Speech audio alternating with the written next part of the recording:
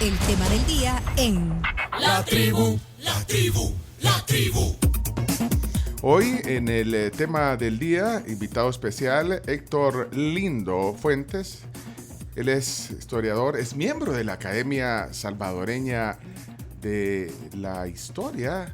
Es profesor emérito de la Universidad de Fordham en Nueva York. Tiene un doctorado en Historia en la Universidad de Chicago. Ha sido docente también en la UCA y también en algunas universidades de Estados Unidos. Fíjate, en la Universidad de Illinois, en Urbana-Champaign, en la Universidad de California, en Santa Bárbara, y en la Universidad de Fordham también. Wow. Y aquí me puedo pasar varios minutos leyendo el currículum de Héctor, y yo le agradezco mucho que esté con nosotros. Buenos días, Héctor, gracias por estar en la tribu. Es un gusto para mí, gracias por la invitación. Varios temas que hoy queremos conversar. Yo lo sigo atentamente en Twitter también. Me alegra que comparta sus opiniones y su conocimiento en Twitter. Creo que se siente cómodo en esa plataforma, Héctor. Bueno, más que opiniones, yo lo que trato de compartir es un poco de contexto histórico. Es ayudar a la gente a pensar de una forma histórica. La historia importa. Realmente la historia son los ladrillos con los que se construye el presente. Y si no tenemos una idea de cómo llegamos a donde estamos, pues estamos perdidos. Entonces, mi objetivo en Twitter es más que todo compartir contexto. Sí. Y presento siempre las fuentes de donde hablo. Sí. Porque también es otra cosa. La gente puede decir cualquier cosa, pero hay que mostrar que uno ha hecho su trabajo y que se basa en algo para decir lo que dice. Entonces yo no le doy conclusiones al público, sino que le muestro elementos del pasado para incluir en la forma en que piensa sobre el presente. Ese es todo mi objetivo realmente. Y tienes razón, Héctor, porque sí, al final los que nos formamos opinión basado en conocer la historia somos nosotros. Y cada quien puede estar de acuerdo o no, pero creo que informándose uno tiene un mejor panorama. Exactamente. Sí. La gente puede llegar a diferentes conclusiones, pero lo importante es partir de una base documental, partir de una base sólida para formular opiniones. Así que le agradezco por ese aporte, porque bueno, ya me lo reafirma usted cuál es su objetivo, ¿ya? Compartir y compartir el conocimiento. Sí. Y como docente que ha sido de varios lugares, pues obviamente debe ser una pasión también para alguien que se documenta tanto como usted, Héctor.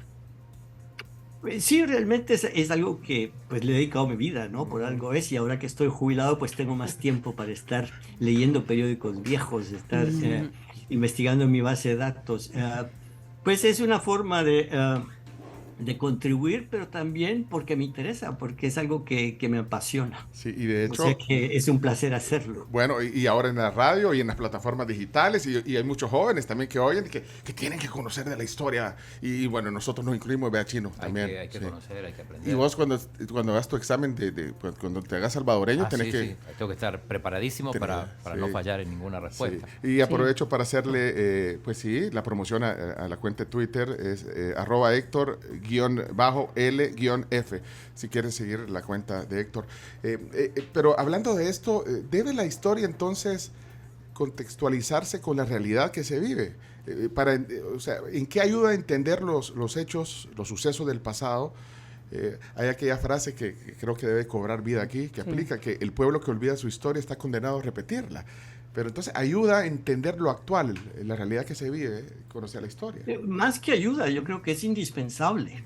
Es que no podemos hablar de nosotros mismos sin hablar de nuestra familia, sin hablar dónde nos educamos. Ya ve que usted, al tratar de explicar quién era yo, explicó parte de mi trayectoria de vida, dónde estudié, los sitios donde he trabajado. Pues es lo mismo con los países. Cada país tiene su trayectoria, tiene sus antecedentes que explican cómo ha llegado a ser lo que es. Entonces, no es que ayude a entenderlo, es indispensable, es estructural para pensar sobre el presente, tener una cierta idea de cómo llegamos a donde estamos, porque no vamos a poder seguir construyendo sin saber cómo están los cimientos. Sin saber dónde están las paredes. No se puede construir un nuevo piso sin sin saber dónde se está haciendo la cosa. Usted dice que es indispensable, pero no todos lo entendemos de esa manera. Y yo no sé por qué razón, quién tiene, digamos, el reto también de divulgar lo indispensable que es. Porque sí estamos de acuerdo en que hay gente que no lo asume, que no lo ve como No, indispensable. es cierto, y en parte tiene que ver con que la historia se ha enseñado como una serie de fechas, una serie de nombres heroicos, y no se trata de eso, son procesos de largo plazo, son historias complejas que a veces son difíciles de explicar, pero que vale la pena hacerlo. Pero si creemos que la historia son una serie de fechas o a veces una noción romántica de la Sí. historia, de estar pensando en cosas bonitas del pasado, coleccionar unas fotos bonitas del pasado, que realmente oscurecen mucho, Yo le, yo, porque realmente esas visiones tan esquemáticas no ayudan a comprender un pasado muy difícil de El Salvador. La verdad que tenemos una historia compleja y llena de tropiezos.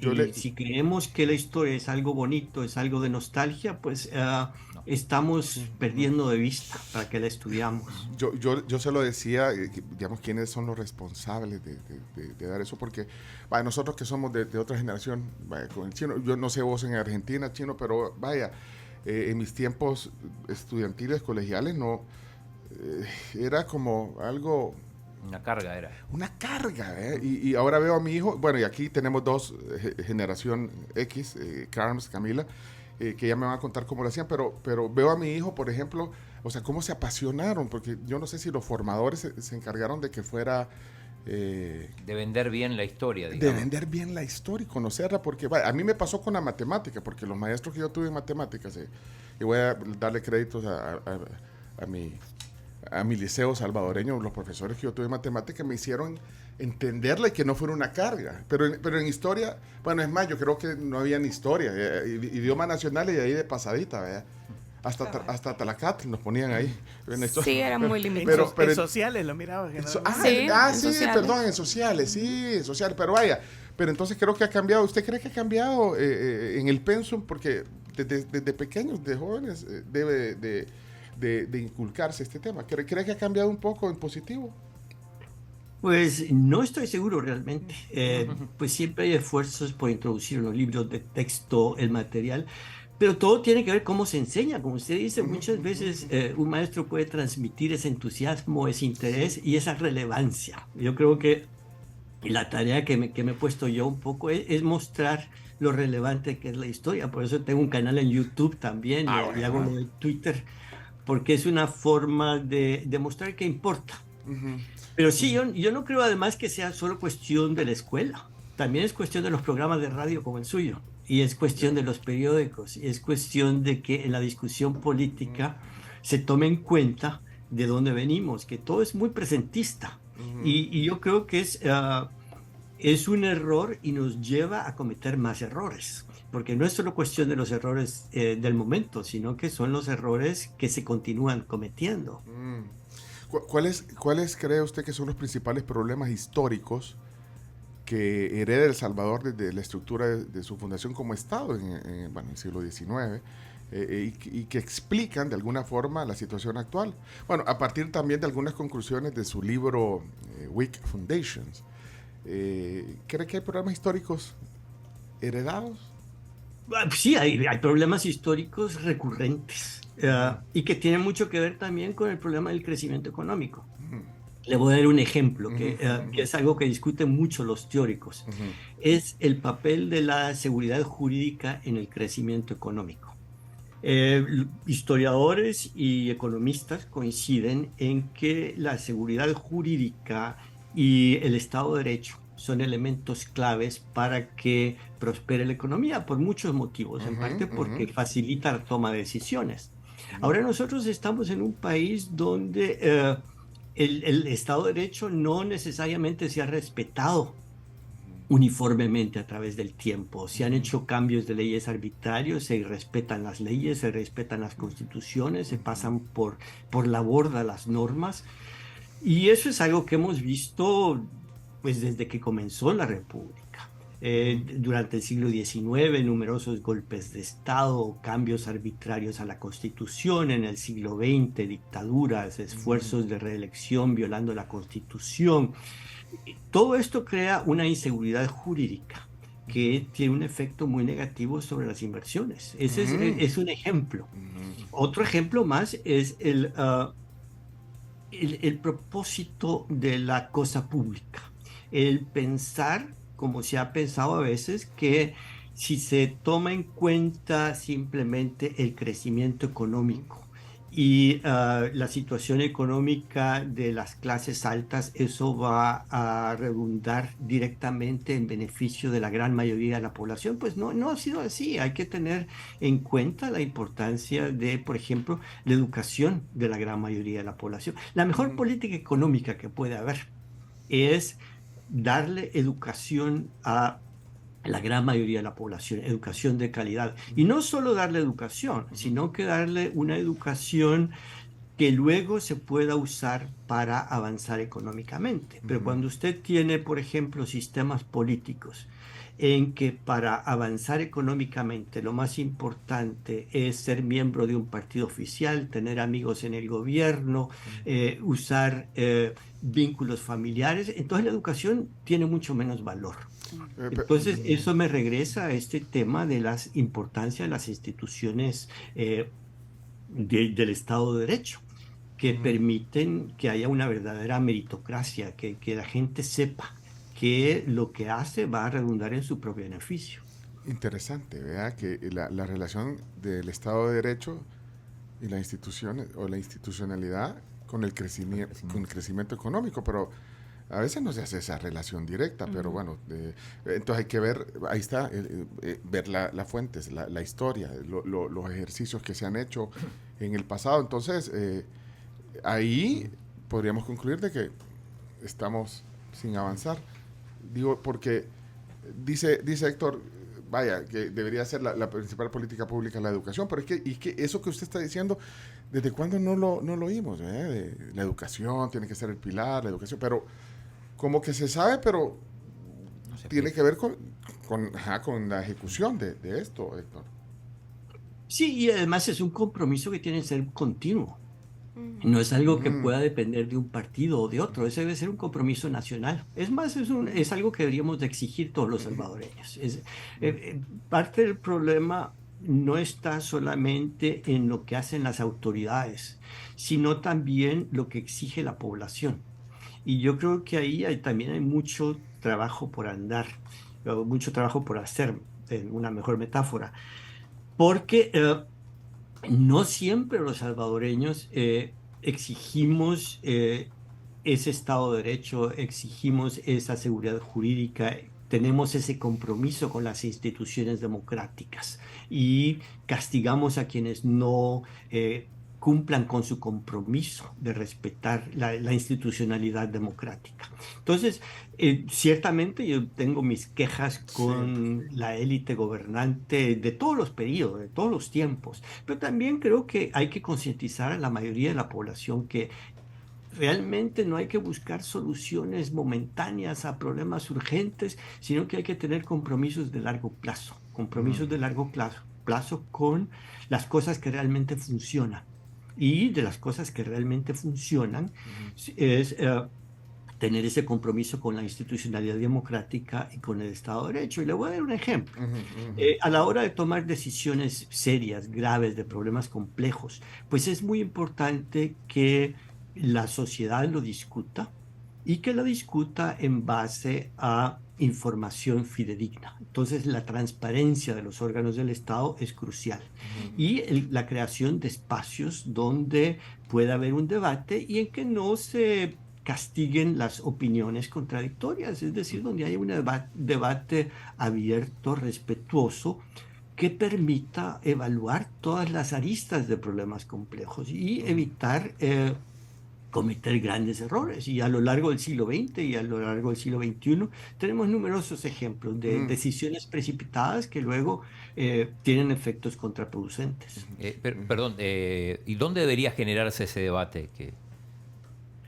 En programas como el suyo, por ejemplo, y en los periódicos, a todo nivel. Hay discusiones a nivel escolar, en las escuelas, en las iglesias. Es decir, el, el- el pensar que todo va a depender de las instituciones del Estado y que podemos así totalmente delegar la responsabilidad de construir una democracia a un grupo pequeño de personas, pues no es realista. Yo creo que deberíamos de avanzar en promover este tipo de ideas. Y si ve usted los países que han tenido bastante éxito en esto. eh, para dar ejemplos latinoamericanos, está Uruguay o está Costa Rica. Las poblaciones están muy orgullosas de su sistema político y son muy defensoras de su sistema político. Actualmente, por ejemplo, en Costa Rica, y me voy a meter quizá en Mm, temas actuales ujú, ujú, ujú, y un poco políticos, ujú. pero hablando con mis amigos en Costa Rica, con colegas históricos, me dicen que ciertamente el presidente de Costa Rica ahora se salta normas, pero la población le impone límites y la institucionalidad jurídica le impone límites. Entonces, cuando se dan estos casos de que algún político se quiera saltar la normativa, a la población también le corresponde y a la institucionalidad también le corresponde exigir seguir por el camino que ha tenido tantos frutos positivos para la comunidad Y aquí no política. pasa eso, Héctor. Pues yo creo que no. Yo creo que hay tendencias autoritarias en la cultura salvadoreña, nostalgias de dictadores, por ejemplo, que yo pues no entiendo, pero están basados también en una mala comprensión de la historia. Eh, Le voy a dar un ejemplo. ujú, ujú, El dictador Martínez, Maximiliano Hernández Martínez. Existe el mito por ahí ujú. de que durante la época de Maximiliano Hernández Martínez, la gente podía dormir con las puertas abiertas, que no había crimen y además que había una gran prosperidad económica y que era el gobierno mejor que ha tenido el país porque podía imponer orden. Pues si uno contrasta esas ideas con los datos fidedignos, con las estadísticas policiales de la época, con las estadísticas económicas de largo plazo, se da cuenta que nada de eso es cierto. De hecho, la criminalidad de la época de Martínez, hasta donde podemos ver por los mismos documentos de la Sí. policía de Ujú, la época, ujú. pues no era menor, ni mucho menos que en periodos posteriores. De hecho, ha habido periodos posteriores que ha habido menos índice de homicidios por 100.000 habitantes. Y para la parte económica es todavía mucho más clara. Fue una época de bastante poco crecimiento comparada, por ejemplo, con los años 60. Entonces, muchas veces la gente tiene nostalgia por el autoritarismo y falta de compromiso con la democracia en base a ideas históricas totalmente erróneas. Hace unos meses, par de meses, usted compartió en 2 minutos y pico información sobre estos intentos, digamos, de reelección. Bueno, un poco lo que nos está contando ahorita. Y decía en ese relato que rechazo de la población fue inmediato. O sea, en la historia. ¿Podría Héctor hacer un resumen, digamos, de esa conclusión? Que muy bien. Ahora en el mundo de las redes sociales, él dice que en programas como este, bueno, pero en las redes sociales también se divulga información y así concreta y precisa, como lo hizo usted en ese video, que tuvo mucho, bueno, que fue en un momentum también bien interesante cuando usted publica eso, basado en hechos históricos, pero sí, usted decía que había normalmente rechazo de la población, ahí citaba de alguien, Dueñas creo que era el que quería, bueno, lo hizo, pero rápidamente perdió el poder. Entonces, ¿qué conclusión ha sacado a través de los hechos históricos de estos intentos, digamos, de mandatarios que han querido pues seguir en el poder? Sí, de hecho, y le voy a hacer una pequeña aclaración primero.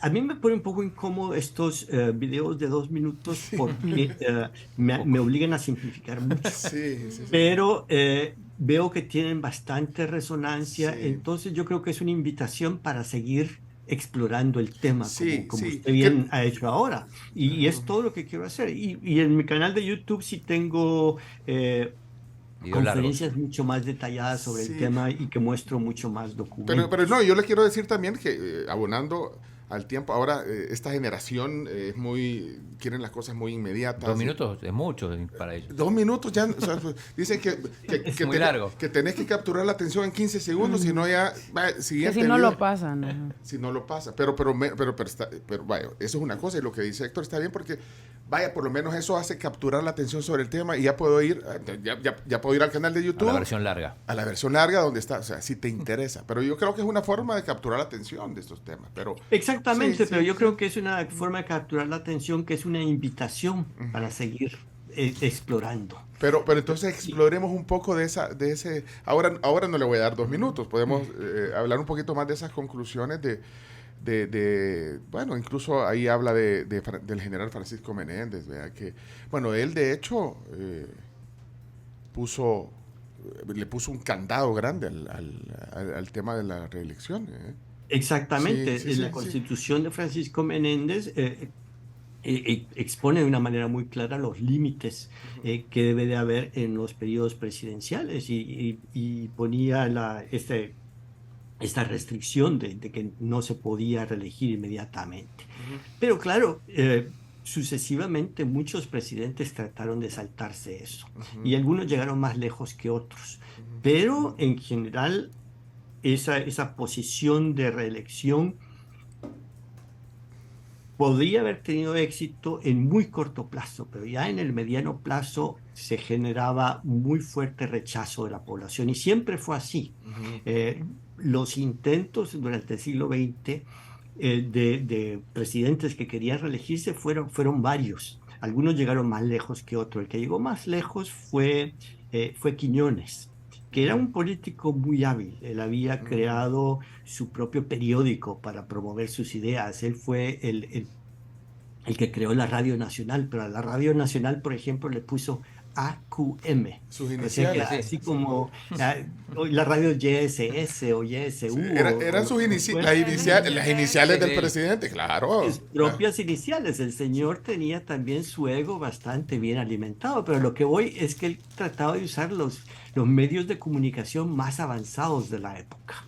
Él, por ejemplo, como poca gente tenía radio, a la hora de las campañas ponía radios en todas las plazas municipales para que la gente escuchara sus discursos. O sea que, como han hecho otros después, trató de aprovechar los medios de comunicación más avanzados para hacerse propaganda. Y tenía mucho interés en la propaganda, en la promoción personal y mucha habilidad para eso. Cualquier cosa que hacía tenía forma de reproducirlo. Y él trató de reelegirse y hasta el último momento la gente creía que se iba a reelegir, pero por las circunstancias del periodo, Estados Unidos tenía mucho poder sobre Centroamérica, porque estamos hablando pues, de la época en que el Canal de Panamá era crucial para Estados Unidos y todo el vecindario del Canal de Panamá se veía como un área de influencia. Y se le hizo saber que no podría ser reconocido si acaso iba a la reelección. Entonces, él lo que trató fue de colocar en la presidencia a alguien que pudiera manipular. Le salió mal porque a Pío Romero Bosque no se dejó manipular, pero sí él quiso mantener su poder lo más posible. Lo mismo pasó con Maximiliano Hernández Martínez, que él en una ocasión logró reelegirse, porque logró pasar una nueva constitución, pero bajo estado de sitio. Es decir, cuando él logró que se aprobara la Constitución, no había una discusión libre. Pero aún así, aún que había estado de sitio, aún que había mucha represión, hubo muchas personas en el gobierno que renunciaron en oposición a esa manipulación.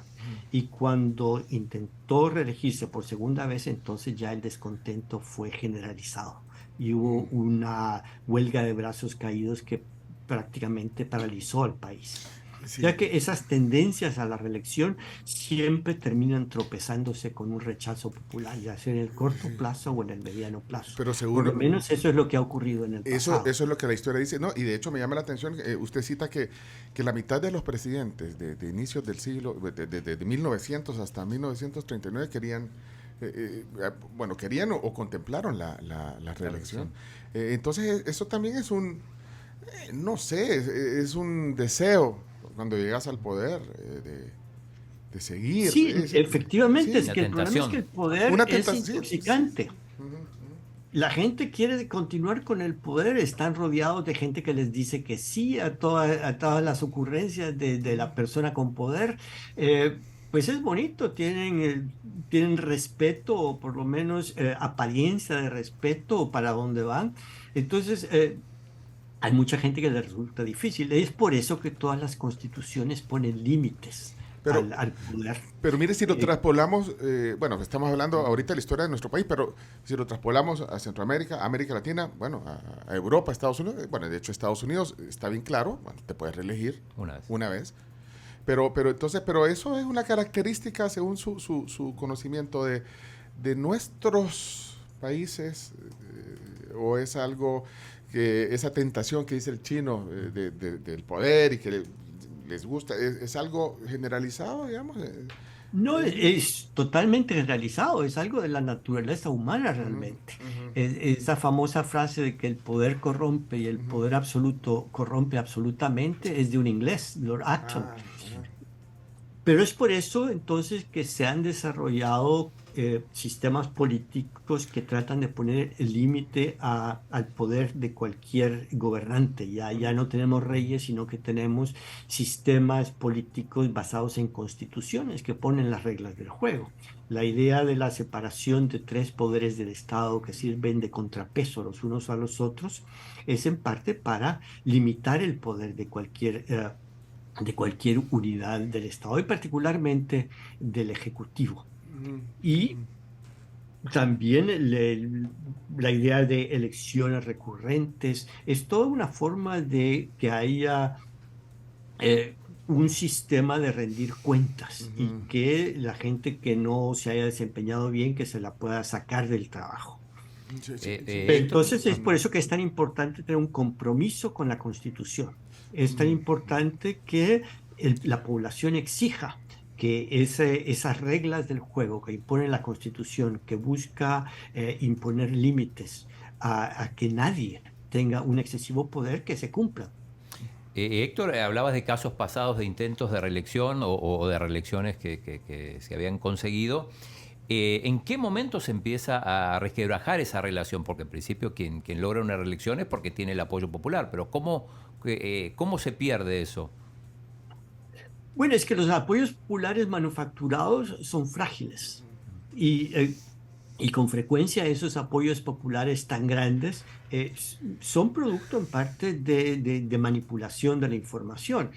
Para darle el ejemplo de Maximiliano Hernández Martínez. Maximiliano Hernández Martínez tenía un fuerte sistema de control de la prensa, tenía un fuerte sistema de publicidad y además una manipulación de miedos, que es algo que usan mucho los gobernantes para reforzar su apoyo. Maximiliano Hernández Martínez, al principio de su periodo en el poder, enfrentó el levantamiento de los pueblos de Occidente y eso causó mucho miedo en la población de San Salvador, sobre todo de las élites, la amenaza comunista que se empezó a explotar, y ya cuando el Partido Comunista estaba totalmente devastado, desperdigado y todo, él seguía hablando del peligro comunista. Habían pasado 10 años de la masacre de 1932, porque además la represión en ese periodo fue horrorosa, pero él seguía hablando del peligro. Y eso hace mucho los gobiernos, aquí en El Salvador y en todas partes, manipular miedos, tratar de mantener a la población atemorizada, decir, solamente nosotros podemos controlar esa amenaza. Y entonces es una forma de manufacturar apoyo. Pero siempre llega un momento en que esos apoyos manufacturados se desploman, se desbaratan. Mire, Héctor, pero digamos, poniéndonos, hay que ver la historia, y eso lo hablamos al principio, y hay que conocerla para entender algunas cosas, pero vaya, si hay algo que está bien, digamos, lo quiero poner de esa forma, está bien En el caso nuestro, el apoyo popular del presidente es grande y eso está ahí en los números, en la gente. Entonces la gente quiere seguir, digamos, en esa situación. Entonces no podría, a pesar de que la historia dice otras cosas, ser algo positivo de alguna manera, porque la gente sí lo ve. Hablábamos al principio de esta generación también de jóvenes que muy inmediata, creo que, no sé, hablan del neuromarketing y un montón de cosas, pero entonces eso puede hacer que la gente se sienta bien y que le dé validez. Le dé validez Es que el compromiso no debe ser con personas, debe ser con principios y con políticas. Sí, digamos que la gente quiere ver ciertas políticas que tengan continuidad. La oportunidad es en elegir a políticos que prometan darle continuidad a esas políticas. Entonces, eso de personalizarlo todo es muy peligroso porque el compromiso tiene que ser con instituciones, con principios de gobierno, con programas de gobierno que han sido debatidos, que tienen sostenibilidad. Entonces, si hay popularidad por ciertas políticas, por ciertas formas de hacer las cosas, pues se debe darle la oportunidad al pueblo para que vote por esas políticas. Pero el personalizarlo todo, el creer que solo un individuo puede hacer algo, indica la fragilidad que tiene ese tipo de política. Si es una política sólida, si es una política sostenible, no debe depender de un individuo.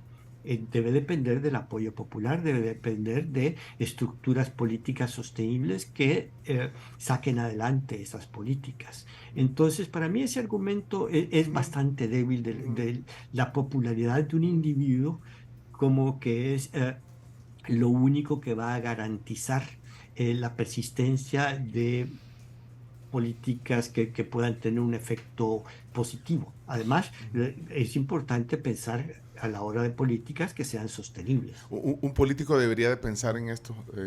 Yo no sé si lo analizan los políticos. Quiero hablar en general de los políticos, de muchos políticos o gente que está en el poder en América Latina y en nuestro país, por supuesto, también, que si analizan todo esto, ven la historia, ven, miren lo que ha pasado, o es espontáneo, o es eso que da, ese no sé qué que da el poder, o lo sabrán.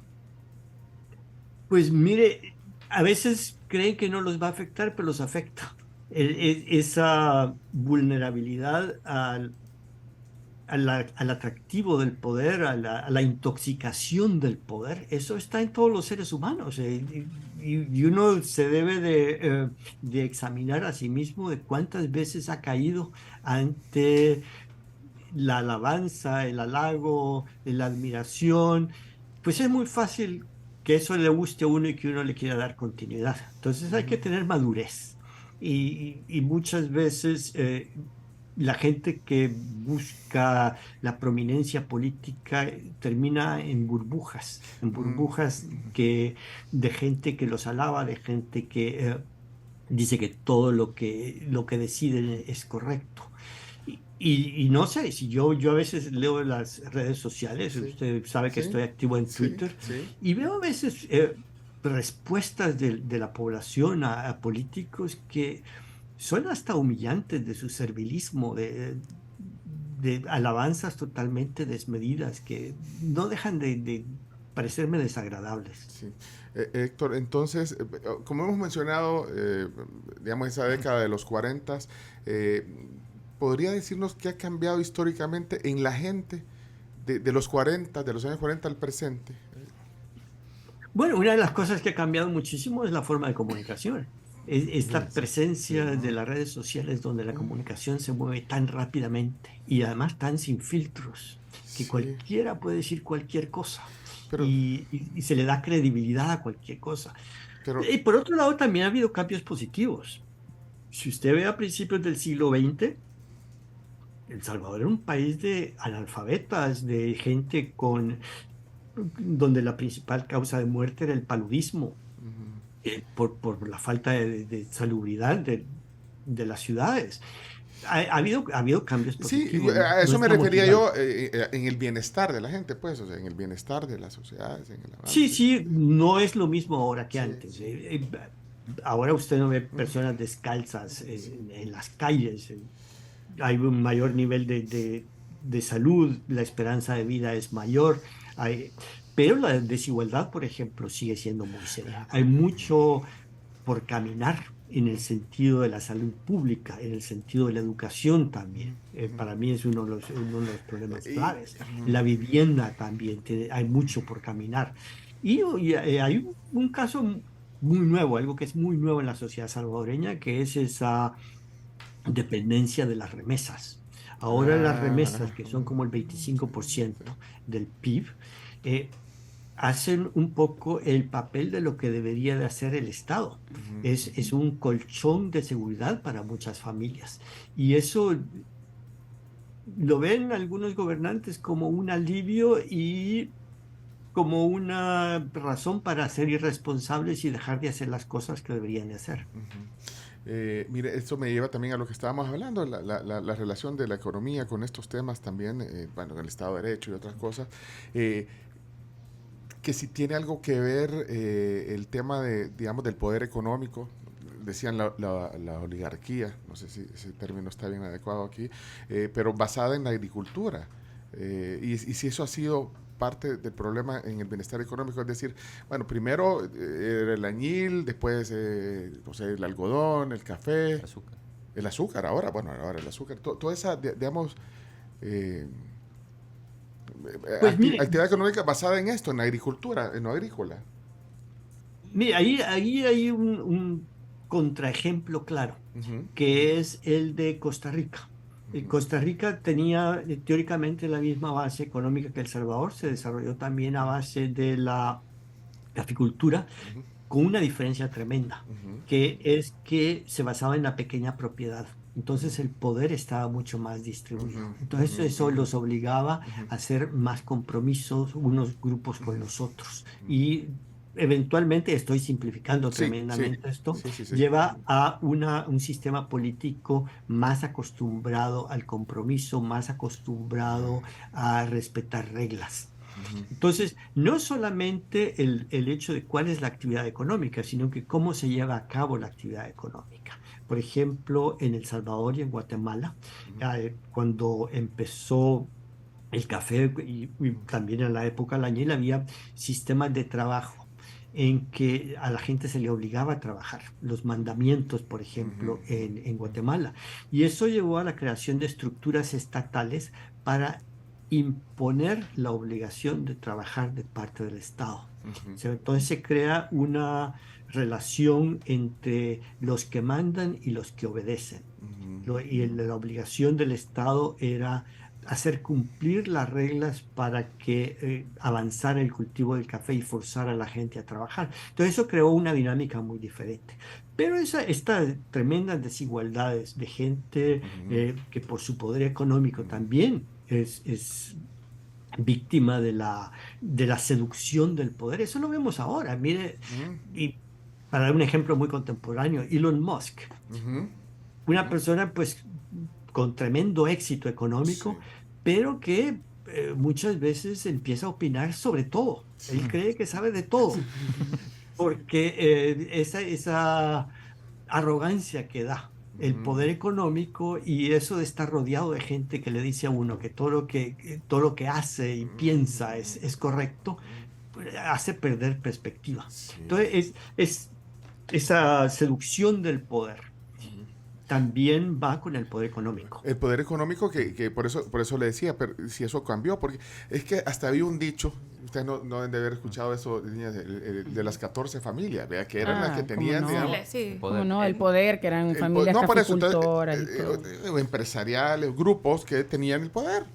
Pero entonces eso cambió, porque yo no sé si también al final esa desigualdad que había, y usted ha puesto, digamos, algunos matices ahorita, generó también una crisis social y bueno, que al final desembocó en los movimientos incluso en la guerra, de alguna manera, digamos. Más No, no, Sí, sí, definitivamente. Ayudó a deformar la economía y la vida política del país de una forma que llevó a la guerra. Pero ahora pero ya no estamos así, digamos, ya no está Pues, ese poder no concentrado. estoy yo tan seguro. Yo no me atrevería a decir que no hay grandes poderes económicos que lleva a niveles de arrogancia muy grandes a forzar toma de decisiones eh, que, que no son lo mejor para la mayoría de la población. Ujú, Quizá no hablaríamos ya de las 14 familias, pero que hay una tremenda desigualdad en el país, la hay. ujú, Y que hay grupos económicos muy poderosos, los hay. ujú. Ahora, pues estarán identificadas con otras actividades y ya no con la agricultura, pero sí no creo yo que haya eh, una gran democracia en la toma de decisiones. Camila, ¿tenías una pregunta? Sí, yo con respecto con todo lo que ha mencionado, la historia, la educación, yo quiero saber cuál era el nivel educativo hace, no sé, tal vez en los tiempos en los que El Salvador estaba metido en la agricultura, que eran mejores tiempos económicos a comparación de hoy, porque uno de los pilares del desarrollo para un país es la educación y pienso yo a mi criterio que no se le da el foco necesario. De hecho, lo aborda en un libro, Héctor, que se llama Modernizing Minds. Ya vamos a dar la bibliografía porque ¿Por qué en inglés? en inglés está el libro. Yo lo dije en inglés porque está en inglés. Y la WIC Foundation. Es que, Sí, pero también hay una versión en español. pero es que yo lo bien. compré en Amazon. ¿No? Pero, Ya ve, pero lo podía haber comprado en español. La UCA publicó una versión en español. pero lo que le decía Camila, Héctor. Sí, mire, es un caso muy interesante. Antes de la guerra, cuando todavía predominaba la agricultura, la mayor parte de la educación se concentraba en las ciudades. El esfuerzo de gasto educativo, que creció bastante para los años 70, pero era más que todo urbano. Si usted ve las cifras de analfabetismo, por ejemplo, el analfabetismo urbano y el analfabetismo rural eran sumamente diferentes. Y yo he visto documentos en los que hay discusiones internas, tanto en el gobierno como con la asistencia externa, en que decían, bueno, ¿para qué les vamos a enseñar a leer y a escribir a los campesinos? Porque todo lo que van a leer va a ser propaganda comunista y eso es peligroso. Entonces no hay que tener programas de alfabetización en la zona rural. Le mete esa mentalidad. Sí. Híjole, qué apasionante la plática. Yo agradezco a los que están escribiendo en las redes, están pidiendo que compartamos la información de Héctor. Ya vamos a compartir incluso los libros que tiene sobre varios temas, que cátedra la que está dando, bueno. Y hay gente que también no está de acuerdo bueno, pero es que ya lo dijimos al principio, él da las opiniones basadas en su conocimiento histórico y cada quien toma sus conclusiones. Me están pidiendo una pausa comercial, pero es que quiero leer algo que dice aquí un amigo Lito, pone aquí que si le puedo mencionar esta frase y qué opina de ella. La historia la escriben los ganadores, dice. Pues mire, eso es una frase como muy frecuente, Sí, pero sí, también sí. hay una historia profesional, hay una profesión de la historia, que en El Salvador comenzó tarde realmente, Ujú. pero hay estándares profesionales en los medios académicos que exigen que uno al escribir apoye sus afirmaciones con citas de documentos. Y hay un debate dentro del mundo académico en las afirmaciones históricas de personas que cuando uno publica un libro le hace una reseña y dicen, bueno, el fulano de tal dice esto o fulana de tal dice esto, pero porque no tomó en cuenta este otro documento que dice lo contrario. Es decir, sí hay una profesionalización de la historia. Claro que siempre hay el peligro de que las élites, grupos o grupos específicos, no necesariamente élites, quieran usar la historia como propaganda. Eso ocurre también con los periódicos, con la televisión, con todo. Pero también hay unos estándares profesionales que ayudan a crear un ambiente donde se puede escribir historia, basado más que todo en o totalmente en fundamentos documentales o de entrevistas, pero algo que apoye las afirmaciones, no decir lo que uno quiere. Mire, paréntesis, Roberto Salomón, Roby Salomón, dice, estupenda entrevista con Héctor, gracias por tus análisis, Héctor, aprendemos de la historia desde la Ilíada y la Odisea, si no, nos perdemos, al igual que los tripulantes de las naves que caen víctimas de las sirenas, dice Roby. Pues, mire qué bien, Roby, siempre muy elocuente. Un saludo a Roby desde aquí. Aquí leo otro, porque Chiro, todos estamos ansiosos por preguntar y la audiencia también. Elito dice, ¿qué opina Héctor de los movimientos actuales que pretenden reescribir la historia? Por ejemplo, dice Cristóbal Colón, que pasa de conquistador admirado a genocida despreciable. Pues mira, hay debates históricos, sí. pero lo importante es que cuando se tenga un debate histórico, se fundamente en algo. No es solo cuestión de opiniones o de pasiones del momento, de ser políticamente correcto. Claro que puede haber desacuerdos y yo no tengo ningún problema con que haya gente que esté en desacuerdo conmigo, pero siempre y cuando sea en base a una investigación seria. Y ese Lo ejemplo que no puede ser es que uno esté en desacuerdo porque alguien dice lo que le da la gana o porque alguien dice lo que le dijo su abuelita. ¿Y ese ejemplo de Cristóbal Colón? Pues es una discusión válida porque además la gente tiene luces y sombras. Cristóbal Colón pues fue una persona de su época, en esa época donde había, por ejemplo, masacres en toda Europa. Las guerras de religión durante esa época fue una época de gran crueldad. Y también llega él a encontrarse con poblaciones indígenas y su comportamiento pudo ser muy cruel, como muchos de los conquistadores tuvieron comportamientos sumamente crueles y de ningún respeto por las poblaciones. O sea que las virtudes que él puede haber tenido como navegante tienen que ser sopesadas también con sus actuaciones en el campo.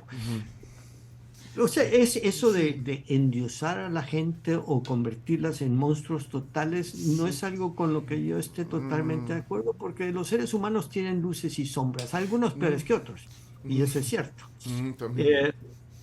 Pero el análisis se tiene que hacer en base a una investigación profunda. Igual, un caso reciente, cuando se quiere, digamos, desacreditar, lo voy a poner entre comillas, el hecho histórico de la firma de los acuerdos de paz, porque bueno, el mismo presidente y algunos políticos han dicho que eso no hay nada que celebrar. Entonces, hace 25, 30 años eso era el suceso histórico. No, exactamente, cuando dijo eso el presidente en el Mozote.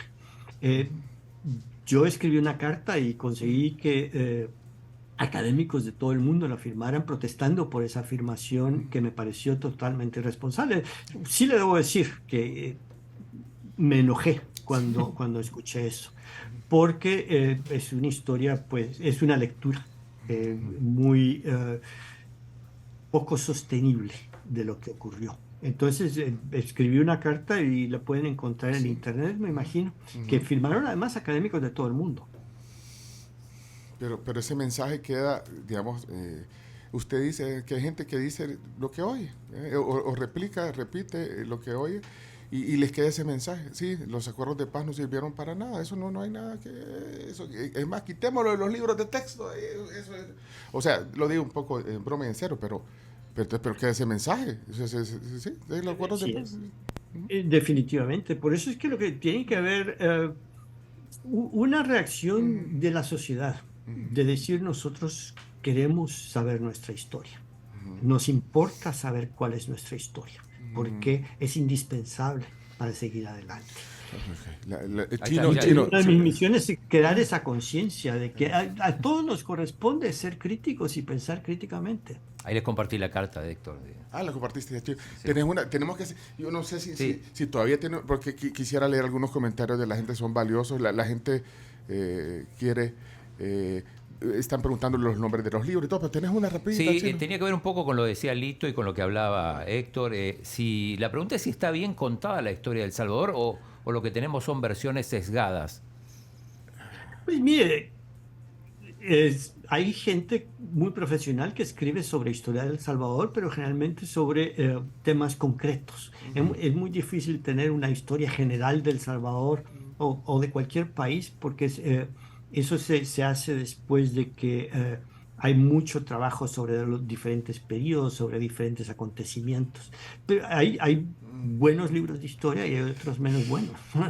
Pero no quisiera aquí Menos buenos o menos precisos. porque entonces me voy a pelear con algunos de mis colegas. Pero no, en general, ahora hay una generación de historiadores en El Salvador, mujeres y hombres que escriben trabajos de muy buena calidad. Mire, un militar me dijo un día, y ya me están regañando, ya vamos a ir al corte, pero un militar me dijo, un militar que fue actor, digamos, en la guerra, un día me dijo, hemos fallado porque la historia de la guerra está mejor contada desde el punto de vista de la izquierda, digamos, de escritores o historiadores que obviamente pueden ser valiosas sus opiniones, pero que estaba mejor contada de ese lado y que dejaban mal parados, digamos, a los militares. Eso me lo dijo el militar, y le digo, ¿usted por qué no lo escribió?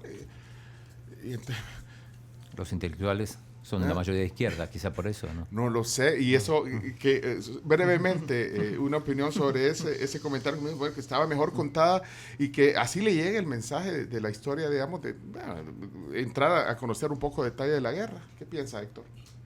Pues mire, yo lo que pienso que para mí, a la hora de juzgar un libro, la pregunta no es si es de izquierdas o de derechas. La pregunta es si está bien fundamentada y está bien argumentada o no. Y si el resultado suena de izquierdas o suena de derechas, es algo un poco marginal para mí. Para mí lo importante es si está bien fundamentada, en qué se basa esta persona para decir lo que está diciendo.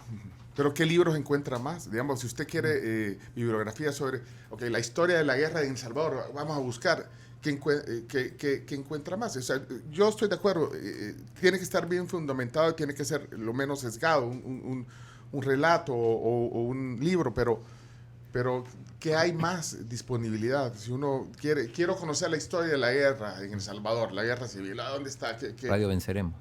¿Qué hay más? Sí. ¿Qué hay más? Lo que le voy a decir que sí, es difícil encontrar libros bien fundamentados sobre la historia de El Salvador que glorifiquen la masacre del Mozote, por ejemplo. Ocurrieron cosas tremendas en la historia de El Salvador, cosas indefensibles en la historia de El Salvador que no se puede negar. Héctor, vamos a un corte. No sé, tiene que hacer algo, porque los partidos ya empezaron, pero o no está viendo el Mundial. Sí, ya nadie nos va a escuchar. Va ganando Marruecos. No, ¿cómo no? Y no lo interrumpimos. Mirá. No, la gente tiene su teléfono con el partido y está escuchando. Pero regáleme un minuto. Y lo que pasa es que lo habíamos invitado a desayunar, pero bueno, por razones de agenda no pudimos coincidir, pero nosotros ya a esta hora desayunamos, Héctor. Así que hacemos un pequeño corte y venimos con el cierre de la plática. ¿Le parece, Héctor? Adelante. Gracias. Y para los que agarraron tarde la transmisión, hoy estamos conversando sobre un poco de historia con el historiador salvadoreño Héctor Lindo Fuentes. Ya leí parte de su currículum. Bueno, de hecho es miembro de la Academia Salvadoreña de la Historia. Regresamos rapidito con el cierre de la plática. Si tienen una pregunta, nos avisan. ¿Qué pasó, Chico? Marruecos le va ganando 1-0 a Canadá en 12, gol de Sichet. Y en 12 también Croacia y Bélgica en un partido muy, muy vibrante de ida y vuelta, 0-0. A mí los partidos que me interesan hoy son los de la 1. Son los del mediodía. Ahorita lo que me interesa es la plática con Héctor. Pero está bueno que nos actualices. Ya regresamos luego de la pausa. ¿Tiene comentario breve, pregunta breve? Aprovechemos la pausa para hacerla. Ya regresamos. En Super Selectos cuentas con envío a domicilio gratis todos los días al comprar con tus tarjetas de crédito de Banco Cuscatlán. Aprovecha hoy y compra todo lo que necesitas en Super Selectos app o superselectos.com. Vamos a desayunar en este momento. Gracias, por supuesto, a nuestros amigos de La Pampa Restaurantes que tienen desayunos todos los días de 7 a 11 de la mañana en la sucursal de Santa Elena. Y también les recuerdo que pueden ganarse una Toyota Rush con Freund y Sherwin-Williams participando por compras de $50 o más en productos Sherwin-Williams. Tienen hasta el 4 de diciembre, no se lo pierdan.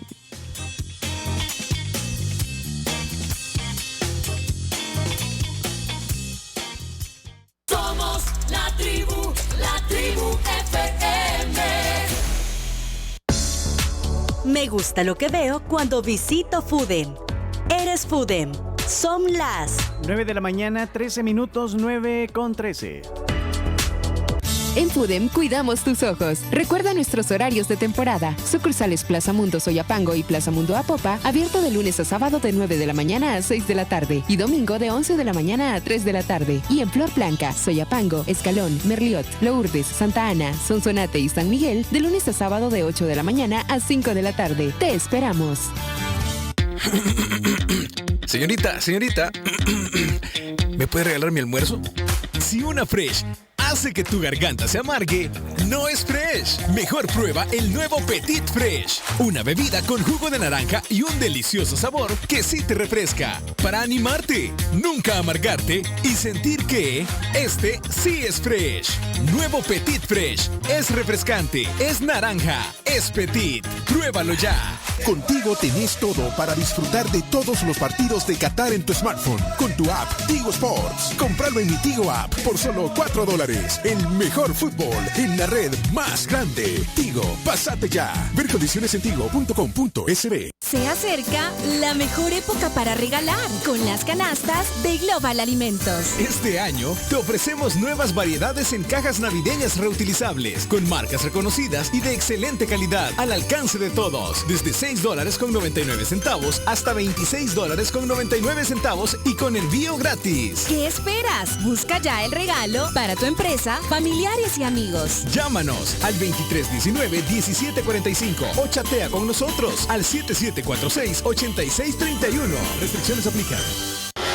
Hola vecino, qué ruido, ¿verdad? Sí, es en la casa de Martita. Están remodelando para alquilarla. Ella aprovechó el beneficio del anticipo de saldo de su ahorro de pensión. ¡Ah, qué bueno! Si solicitas el anticipo de saldo del ahorro de tu pensión, hazlo para construir tus metas de futuro. Participa en los eventos de orientación en nuestros canales digitales. Encuentra toda la información sobre los requisitos en www.crecer.com.sb. Pensar en tu futuro te hace crecer. Crecer es ahorro. Inversión. AFP. Todos tenemos a alguien a quien darle las gracias, al que se encarga de hacer del árbol algo especial, a quien nos ayuda a escoger los mejores regalos o al que nos acompaña en la fecha más bonita del año. Por eso no esperemos hasta Navidad y pongamos las gracias sobre la mesa todos los días, con el sabor de la línea navideña. Regresa. Hola, te saludan los Tigres del Norte. Ya está cerrada, soy descarado, que voy a llorar cuando te vayas. Los Tigres del Norte en El Salvador. Domingo 18 de diciembre. Todos los caminos conducen al Estadio Cuscatlán. Boletos a la venta en smartticket.com. Para más información visita lareuniontour.com. En este Black Friday, obtén los mejores descuentos en las tiendas Paylist. Ven y elige la promoción que prefieras. Compra 2 y llévate el tercero gratis. Y obtén un 50% de descuento en el segundo artículo de igual o menor valor. Promoción válida hasta el 5 de diciembre. Para un empanizado tierno y suavecito por dentro y crujiente y delicioso por fuera, prueba con empanizador criollo de Rico Brand. Alimentos Rico Brand, donde la palabra es calidad. Ponle mente a tus finanzas. Protege tu información financiera al evitar transportar información de tus cuentas en dispositivos de almacenamiento extraíbles o memorias USB, en el caso de un robo o extravío. Piensa financieramente con Banco Agrícola.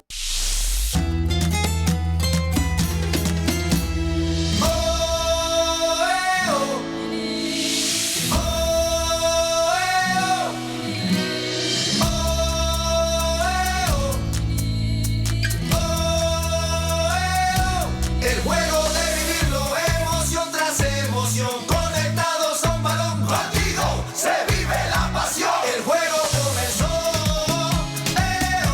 este es nuestro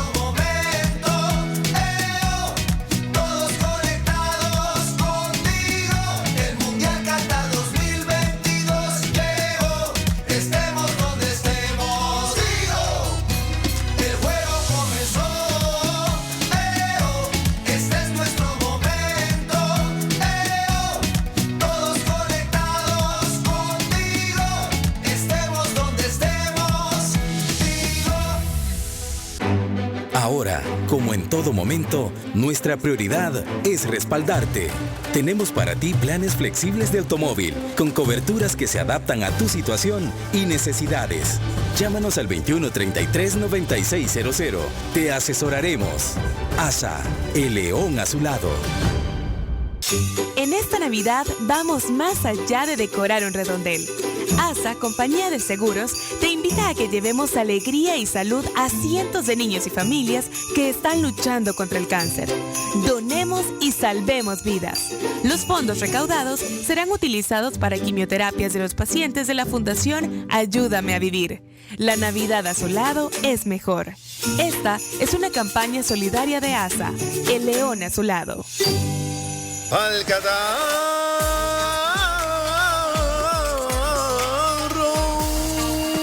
para la tos, para el dolor, para la motosera, para todos los síntomas de la gripe. Para la gripe, efectivo. Consulta a tu médico, lee las indicaciones en el empaque.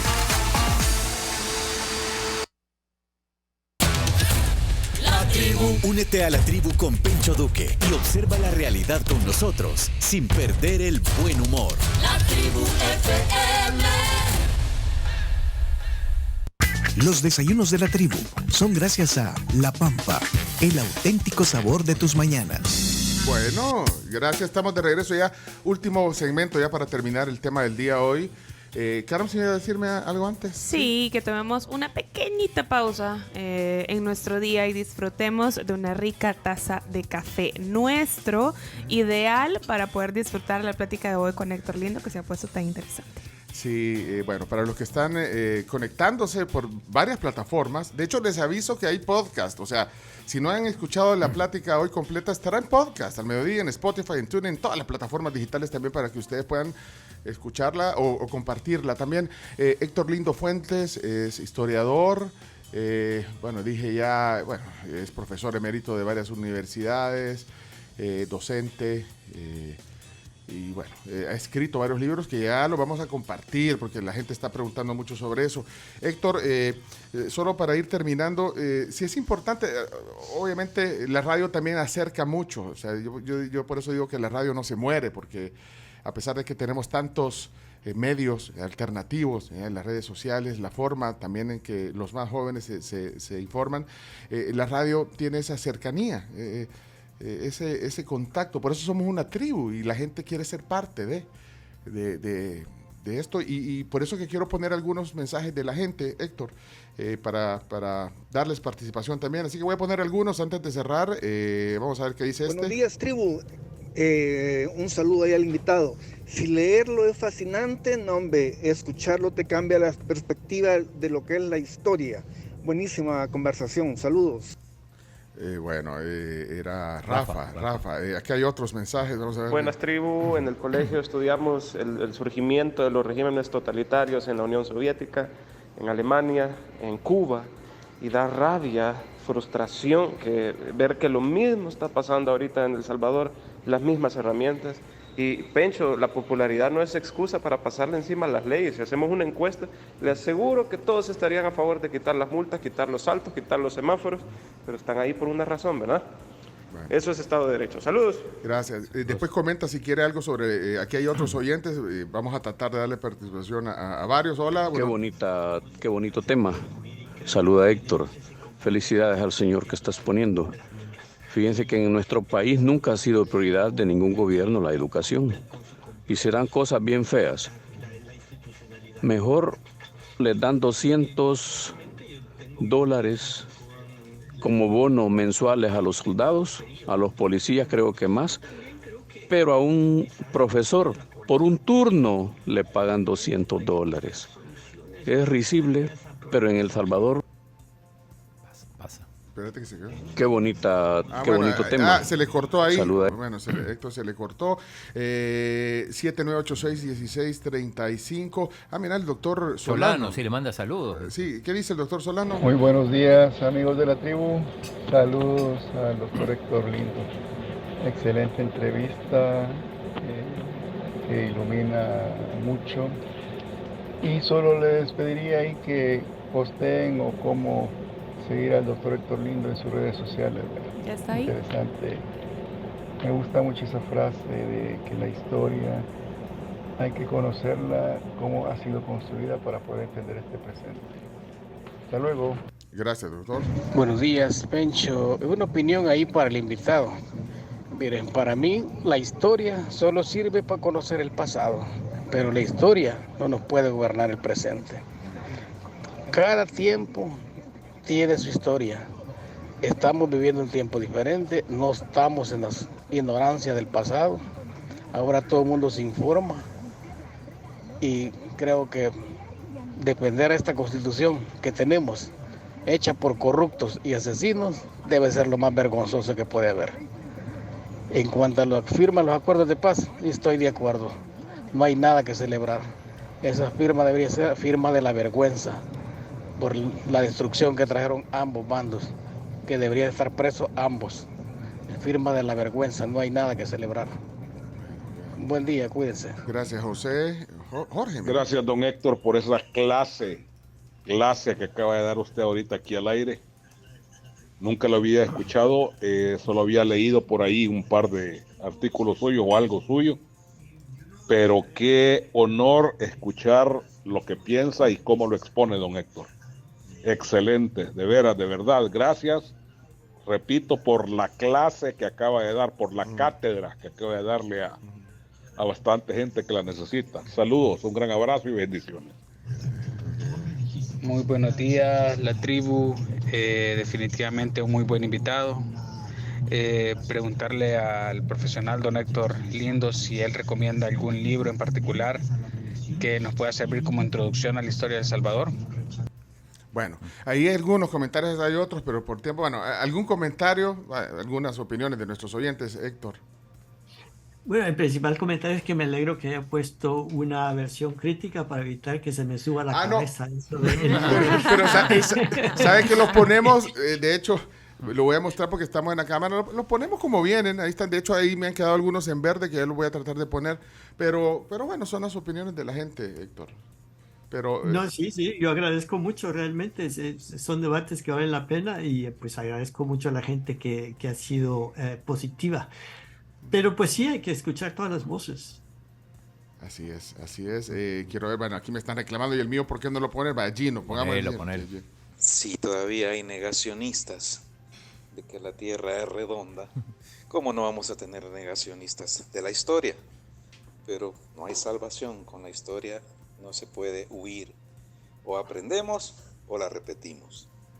Bueno, y Fidel, antes de que me vayan a tirar un tomate en la calle, vamos a poner a Fidel. La historia definitivamente forja el presente. No puede haber presente si no vemos la historia. O sea, el señor ahí que acaba de decir de la firma que es una vergüenza, él no pudiera ahorita estar hablando si no se hubiera dado eso, irónicamente. Bueno, y saludos a la gente desde Maryland, desde varios lugares que están escuchando la plática. Es parte también de lo que tratamos, pues sí, de debate. Hay gente que piensa, bueno, dijo la firma de la vergüenza, pero es su opinión y se respeta también, Héctor. Definitivamente, pero también se debate. También se debate. Héctor, solo quiero, bueno, pues sí, para que no se le suba tanto. Para que no se le suba. No, díganos dónde podemos encontrar haga un resumen ahí de sus libros. Hemos mencionado un par hoy en la plática, pero ¿dónde están? ¿De qué ha escrito? Porque, bueno, ha escrito de temas de educación, del que hablábamos hace un rato. También el tema de Week Foundation. ¿Cómo se llama ese libro en español? Sobre economía. Creo que se llama La economía del Salvador en el siglo XIX, pero creo que está agotado. Pero si me permite hacer la propaganda. Sí, por supuesto. Aprovechemos. Bueno, de hecho, este libro de la historia de la economía en el siglo XIX fue designado por la revista Choice como Outstanding Academic Book. Bueno, es que tiene sus méritos que a veces no se reconoce. Sí, pues mire, está en mi canal en YouTube que se llama Héctor Lindo. Ahí tengo varios videos de conferencias que he dado sobre temas históricos que hay gente que los encuentra interesantes. Y tengo 2 libros recientes que todavía están fáciles de conseguir, más que todo en la librería de la UCA. Hay un libro sobre 1921 que es cómo era El Salvador hace 100 años. Y lo curioso es que encontré como muchos paralelos con la problemática de hoy. Y hay otro problema también en la librería de la UCA que se llama El Alborotador de Centroamérica, que muestra cómo la población, que era tremendamente antiimperialista a principios del siglo XX, forzó a los gobiernos a cambiar su curso de acción. Y yo creo que es una lección interesante, como cuando hay una población que tiene una posición muy, muy enfática, puede hacer que los gobiernos, aunque sean gobiernos dictatoriales, cambien la forma de operar. Ok. Y ahí alguien pregunta también, ¿cómo se formó usted? ¿De dónde estudió usted su primaria? Estudié en la UCA. Pero, pues salí del externado y usted dijo que era del liceo. O sea, hay rivalidad. Muy clara. Hay una rivalidad que es de décadas. Estudió en el externado, después se formó en la UCA. ¿Cuál fue la primera carrera que usted eligió? Estudié economía y luego también fui a la Universidad de Chicago, donde saqué mi maestría y mi doctorado. Pero luego la educación es una cosa de toda la vida. No es cuestión de solamente las universidades, uno se sigue educando todos los días. Y yo creo que eso es algo que hay que enfatizar, que la educación nunca termina. Pero mire, también es que en su entorno familiar también es que había por dónde, ¿verdad? Sí, eso sí le voy a decir, que empecé con suerte, con privilegio, diría yo, porque en mi casa había una biblioteca muy buena. Entonces, desde niño siempre ha habido libros buenos en casa. Y pues es algo que pues viene de que vengo de familia intelectual, ¿no? Pues mis padres, ambos eran grandes lectores y mi padre era escritor. Mi hermano fue escritor también y en toda mi familia pues siempre la primera discusión era el libro de la semana. Imagínate. Wow. Bueno, es que pues sí, es que hablemos de Hugo Lindo. Imagínese, o sea, ¿cómo no iba a tener usted acceso a todo esto también? O sea, eso fue un privilegio. Exactamente, final, un privilegio. Y pues no todo el mundo lo tiene y lo agradezco. Su papá fue embajador también, fue diplomático. Sí, ciertamente. Bueno, es que y a usted le tocó vivir en otros lugares también, Héctor. Claro, sí. De hecho, yo aprendí a leer y a escribir en Chile. Ajá. Cuando de niño yo fui de 10 meses a Chile. También vivimos en Colombia. Y vivimos en España. ¿Y eso era porque su padre era diplomático? Era embajador del Salvador. Fue embajador en Chile, fue embajador en Colombia, fue embajador en España. Mire, entonces eso también pues abre los ojos, da la oportunidad. Otras culturas. Sí. Pues sí. Y aparte que le interesó, porque normalmente, su hermano también, ¿verdad? Sí, mi hermano fue escritor y en general toda mi familia, aún los que no escriben y todo, pues siempre he sido muy interesados en el quehacer intelectual del país. Pues sí, porque, y además que a mi casa llegaban muchos de los escritores de la época, muchos de los artistas también de la época. En casa todos los sábados pues había una especie de salón intelectual que era muy estimulante, que lo ponía uno a pensar, ¿no? Y gente muy ingeniosa. Pues sí, y además hay otra cosa que surge cuando se habla de esto, que dice, y el escritor y el historiador de qué va a vivir. Ajá, ese, no sé, es un tema que también no sé si ha cambiado esa perspectiva. Sí, yo he tenido la oportunidad de haber tenido una carrera profesional de profesor universitario que me ha permitido pues una estabilidad y apoyo económico para hacer investigaciones, que es a lo que he dedicado, ¿no? Mira, el periodista Carlos Toledo nos escucha desde California y, encantado con la plática y remarca, se respeta pero no se comparte. Lo que dijo, lo que compartió Héctor sobre comentarios negativos, se respetan pero no se comparten. Exactamente, sí. Y ahí están saliendo todos los que fueron al externado, ahí orgullosos, no vamos a entrar en ese debate ya tiene que estar... Promoción del 69, además, que fue muy buena promoción. Mire, y usted, esa época, justo cuando usted se graduaba de bachiller, era la época del Peace and Love, de De los hippies, sí. Exactamente. Y usted estaba en El Salvador cuando se graduó. En el 69, pues yo me gradué en el 69, salí el externado. El año de la guerra también. Y lo vivió eso, bueno, fue el año de Woodstock, fue el año también de esa generación de artistas, de músicos. Sí. Una contracultura, así muy interesante. Y usted estuvo en ese movimiento, aquel grupo que se llamaba La Banda del Sol, donde estaba Fernando Llort, aquella cancionzaza del Abriendo Caminos, y la otra que era... Fernando Mayor es mayor que yo. Fernando Llort era la edad de mi hermano Ricardo. Sí, pero andaban en la onda ahí de la música y de arte y todo, pero usted no andaba en esa, oía La Banda del Sol.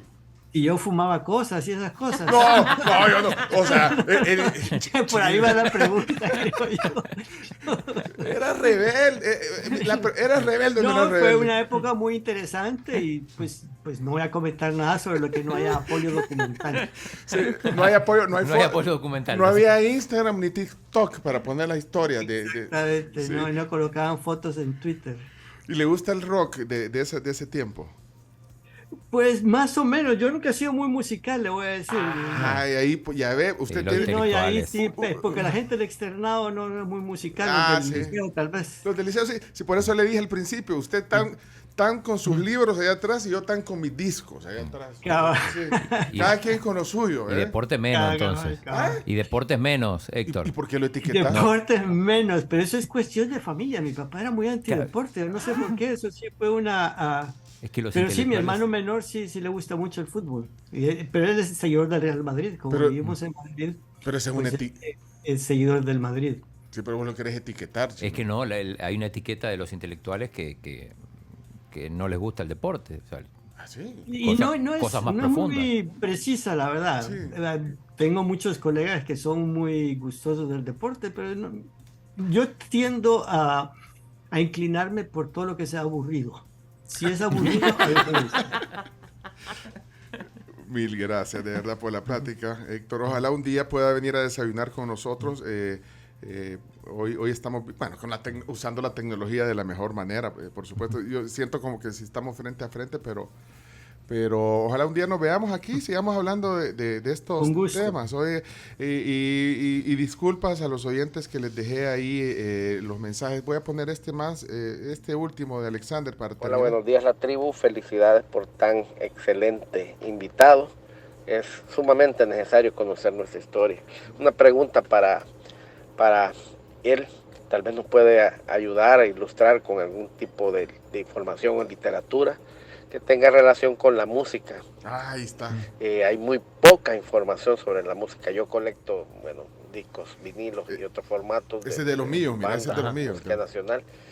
Y es difícil encontrar raíces, ¿verdad? ¿Qué es lo que realmente nos identifica? ¿Cuáles son las primeras agrupaciones? El tema de la cumbia, ¿cómo es que llegó la cumbia al país? Porque hay todo un tema de un rollo de falta de identidad. Entonces quisiera ver si nos ayuda. Documentos históricos sobre el tema de la música. Sí, mira, hay un libro pues que es muy difícil de conseguir, que es realmente etnomusicología de doña María de Barata. Ajá. Que tiene datos muy interesantes sobre la música autóctona. Pero sí, es un campo fascinante el vincular la historia cultural de El Salvador en el campo de la música con otros fenómenos, porque como decía Pencho muy bien, los años 60, por ejemplo, fue un año de mucha efervescencia, tanto política como cultural.